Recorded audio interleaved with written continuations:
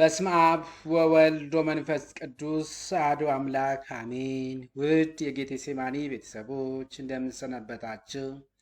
እንደምን ለዚህ ሰዓት አደረሳችሁ? እንግዲህ ልዑል እግዚአብሔር ፈቅዶ ለዚች ለተባረከችና ለተቀደሰ ቀን ስላደረሰን ለሱ ክብር ምስጋና ይግባው። እንግዲህ ዛሬ ደግሞ ከንዋያተ ቅድሳት ካሉት መካከል ውስጥ እንግዲህ አንደኛውን ቃጭል በሚል ስለ ቃጭል ተምሳሌቱስ ምንድን ነው? ቤተ ክርስቲያንስ ለምን ትጠቀመዋለች? ቃጭል የሚለውን ምንስ ነው የሚገልጸው?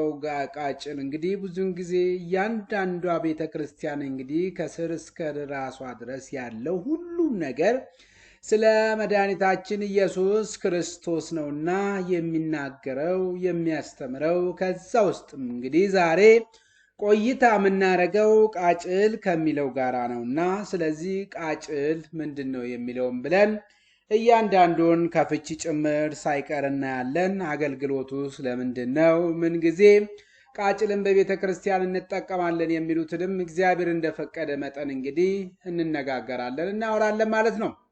ምክንያቱም በባለፈው ላይ እንግዲህ እንደተመለከታችሁ ስለ ደውል አንስተናል፣ ስለ ደውል ተነጋግረናል። ምን ጊዜ ደውል እንደሚመታ የደውላትን ስሞችንም ጭምር እንግዲህ ክፍላት ውስጥ ያሉትንም በደንብ አድርገን በተወሰነች በጥቂት ደቂቃ ውስጥ እንግዲህ ለመነጋገር ሞክረናል። ዛሬም እንግዲህ ስለ ቃጭልም ሲነሳ በእርግጥ በጣም እጅግ ሰፊ ነው። ነገር ግን በጣም በጥቂቱ ለእኛ በሚገባን መንገድ እንግዲህ አጠር ምጥን አድርገን እንግዲህ ከእግዚአብሔር ጋር አድርገን እግዚአብሔር በገለጠልን መጠን እናወራለን። ስለዚህ እንግዲህ ቃጭል በቤተ ክርስቲያን ውስጥ እንግዲህ ብቻ በተለይ ለካህናት አገልግሎት የሚጠቅም ነው ማለት ነው። ቃጭል በቤተ ክርስቲያን ውስጥ ለካህናት አገልግሎት ከሚጠቅም ጋራ ብቻ ነው ልናወር የምንችለው ማለት ነው። እንግዲህ ወደ እንትኑ ስንመጣ እንግዲህ ለምሳሌ ቃጭል እንግዲህ ፍቺው ላይ እንግዲህ ስንመጣ በፍቺ ቃጭል እንግዲህ በቅዳሴ ጊዜ የሚያቃጭል ድምፅ የሚሰጥ ነው። እንግዲህ ይሄ የሚያቃጭል ቅጭል ቅጭል ሲደረግ የተለየ ድምፅ የሚሰጥ በቅዳሴ ወቅት እንግዲህ ሊሰጥ የሚችለው እንግዲህ በየትኛውም ጊዜ እንደነበረ ወደፊት አብረን እናየዋለን። ምን ጊዜን የተለየ ድምፅ ብለን ምን ስንጠራ እንግዲህ ምናውቀው አለ። በአእምሯችን ውስጥ ምናስቀመጥነው ነገር ይኖራል። ያን ነገር መልስ ሊሰጥልን የሚችል ነው። ስለዚህ በቅዳሴ ጊዜ በምናስቀድስ ጊዜ የሚቃጭል ድምፅ የሚሰጥ ነው። ስለዚህ ከደውል ያነሰና በቤተ ክርስቲያን ውስጥ ለካህናት አገልግሎት ብቻ የሚጠቅም ነው። ለጥቅም አገልግሎት የሚውል ነው በቅዳሴ ወቅት ማለት። ይሄም እንግዲህ አንድም ቃጭል ስንል እንግዲህ የሚያቃጭል ነው ብለናል። በቅዳሴ ወቅት ደውልም እንግዲህ የሚደወል ነው። በእርግጥ ሁለቱም ተያይዘው አንድ ላይ የሚሄዱ ናቸውና ለምሳሌ ቃጭል አነስ ያለ ድምፅ ሲያወጣ፣ ነገር ግን ደውል ደግሞ ከበድ ያለ ድምፅ ያወጣል ማለት ነው። ስለዚህ ስለ ደውል በባለፈው እንግዲህ በደንብ አድርገን አውርተናል። ስለዚህ የቃጭል ድምፁ እንግዲህ ልብ በሉ፣ የቃጭል ድምፁ የወንጌላዊ ዮሐንስ ስብከትና በዕለተ ዓርብ እግረ መስቀሉ ስር ሆኖ ያለቀሰው ምሳሌ ነው ይለናል። ልብ በሉ፣ የቃጭል ድምፁ የወንጌላዊው ቅዱስ ዮሐንስ ስብከትና በዕለተ ዓርብ በእግረ መስቀሉ ስር ሆኖ ጌታችን መድኃኒታችን ኢየሱስ ክርስቶስ ከልጅ ልጁ ተወልዶ ከእመቤታችን ከሥጋዋ ሥጋ ነስቶ ለእኛ ለልጆቹ እኛን ለማዳን እኛን ከኃጢአት አሯንቋ ለማውጣት ሲል የእኛን ሞት የሞተልን ጌታችን መድኃኒታችን ኢየሱስ ክርስቶስ በዕለተ ዓርብ ነበር። ስለዚህ በዕለተ ዓርብ ደግሞ እመቤታችንና ቅዱስ ዮሐንስ እስከ መጨረሻው ድረስ ከ12ቱ ሐዋርያት መካከል ጭምር የተከተለው በብቸኝነት ዮሐንስ ነውና፣ ስለዚህ በዚያን ጊዜም ያለቀሱት ለቅሶ ተምሳሌት ነው። በሥርዓተ ቅዳሴ ጊዜ ከደወል ጋር በአንድነት እንጠቀምበታለን። ማንን? ቃጭልን ማለት። ስለዚህ በቅዳሴ ጊዜ 4 ጊዜ ቃጭል ይደወላል። ልብ በሉ፣ በቅዳሴ ወቅት ቃጭል 4 ጊዜ ይደወላል። ስለዚህ ምን ጊዜ ነው ሲባል እንግዲህ አንድ ቅዳሴ ሲገቡ የሚደወል ይሄ እንግዲህ ብቁ የሆናችሁ ሥጋ ወደሙን ለመቀበል ራሳችሁን ያዘጋጃችሁ ግቡ ወደዚች ቅድስት ቤተ ክርስቲያን እያለ ቅዳሴ ሲገባ የሚያቃጭሉ ለምሳሌ ከሰኞ እስከ ዓርብ ባሉት ጊዜ ውስጥ እምነበሃ እያሉ ካህናት ከቤተልሔም ወደ ቤተ መቅደስ በሚመጡበት ሰዓት የሚያሳየውን በዛን ጊዜ ቃጭል የሚቃጨልበት ጊዜ ነው። ዓርብ ሲሆን ግን ቅዳሜ ሲሆን ግን ይቅርታ መስቀል አብራ እሑድ ኩሉ ዘገብራ የተባለ ካህናት ቃጭል እያቃጭሉ እንግዲህ ወደ ቤተ ክርስቲያን ወደ ቤተ መቅደሱ የሚሄዱበት ቅዳሴ ሲገባ በአንድ በኩል የመጀመሪያው እንግዲህ ቃጭል የሚቃጭልበት ነው። ሁለተኛው ጻውኑሰ ክርስቲያን ሲባል ደግሞ ጻውኑሰ ክርስቲያን ማለት ክርስቲያኖች በትምህርት ላይ ያሉ ነገር ግን አሁንም ሙሉ የክርስትና እምነትን ያልተጠመቁ ወይም ደግሞ ሙሉ አማንያን ያልሆኑ በዚያን ጊዜ እናንተ ውጡ ብሎ ሰራይ ዲያቆኑ ጻኡኑሰ ክርስቲያን ሲል በዚያን ጊዜ ይናገራል። ይሄም እንግዲህ እነዚህ በትምህርት ላይ ያሉ ወይም ገና ያልተጠመቁም ሊሆኑ ስለሚችሉ እነርሱ ሥጋ ወደሙን ለመቀበል ብቁዎች አይደሉምና እባካችሁ ውጡ ሲል በዚያን ጊዜ የሚቃጨልበት ተምሳሌ ጻኡኑሰ ክርስቲያን ሲል ነው።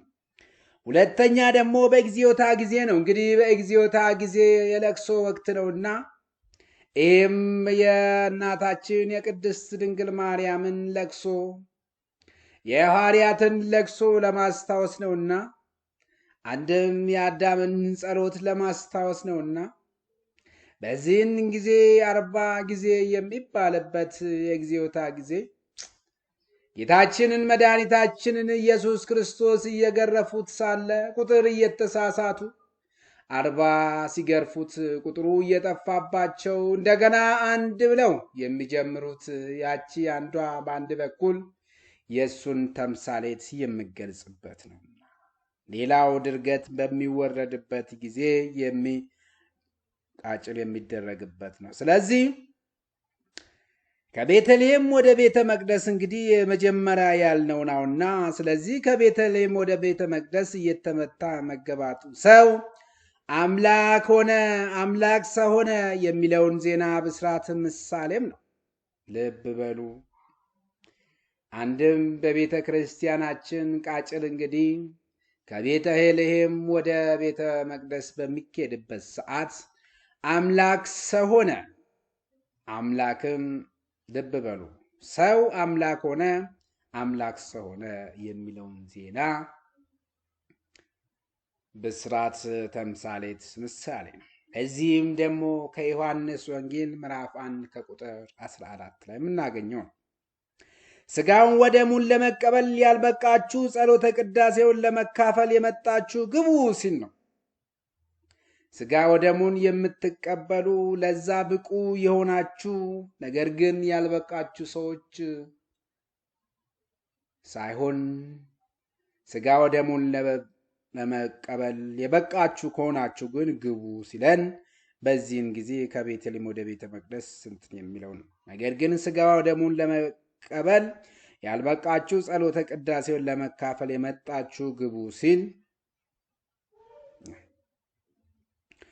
ንሱ ወተጠመቁ እስመ ቀረብተ መንግሥተ ሰማያት ተብሎ ለመስበኩ ምሳሌ ነውና ማቴዎስ ምዕራፍ 4 ከቁጥር 17 ይሄ ንስሐ መንግሥተ ሰማያት ቀርባለችና ንስሐ ግቡ ብሎ የተናገረው ነውና ልብ በሉ። በዚህን ጊዜ ከቤተልሔም ወደ ቤተ መቅደስ በሚኬድበት ሰዓት አማንያንም ይሁኑ ኢአማንያን የነበሩ ማለት በጸሎት ላይ ጻኡኑሰ ክርስቲያን ተብለው የሚጠሩትም ይገባል። ስለዚህ ቅዳሴውን ተካፍለው መሄድ ይችላሉ። እስከምን ጊዜ ጻኡኑሰ ክርስቲያን ተብሎ እስኪቃጭል ድረስ ያለውን በተለይ በትምህርት ክትትል ላይ ያለው ይህን ነገር ማድረግም ይችላል ማለት ነው። ሁለተኛ ጻኡ ሲል የሚመታው ነው። እንግዲህ ጻኡ ስንል እንግዲህ ጻኡ ሲል የሚመታው ቃጭል ሥጋ ወደሙን ለመቀበል ያልበቃችሁ ወደ ክርስትና ለመመለስ ትምህርቱን ያላጠነቀቃችሁ ውጡ ማለት ነው። ግልጽ ነው። ሥጋው ደሙን አይቀበሉም። ነገር ግን የክርስትና ትምህርቱን ቅዳሴውን ተከታትለዋልና ከዛም በኋላ እንግዲህ እናንተ ውጡ፣ ትምህርቱን ስታጠናቀቁ ለሥጋው ደሙ ብቁ ስትሆኑ ትቀበላላችሁ ነው። ሶስተኛ ላይ እንግዲህ የምናየው ደግሞ በእግዚኦታ ጊዜ የሚመታው ነው። ስለዚህ በእግዚኦታ ጊዜ የሚመታውን ቃጭል ጌታ ሆይ በደል ሳይኖርብህ ለሰው ብለክ 13ቱን ሕማማተ መስቀል ተቀብለክ ሞት እያሉ እያለቀሱት ለቅሶ ተምሳሌት ነው። ምንም ኃጢአት ሳይኖርበት ስለ እኛ ስለ ልጆች ስለ አዳምና ስለ ሔዋን በደል ስለ ሰዎች ክፋት ስለ ሰዎች ኃጢአት ሲል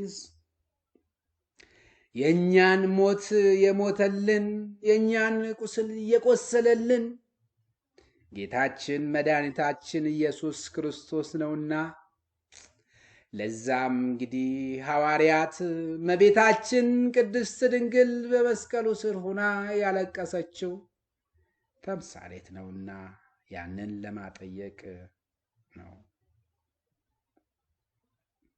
እስካሁን ድረስ ስለተከታተላችሁኝ ልዑል እግዚአብሔር ያሰባችሁ ነገር ያሳካላችሁ።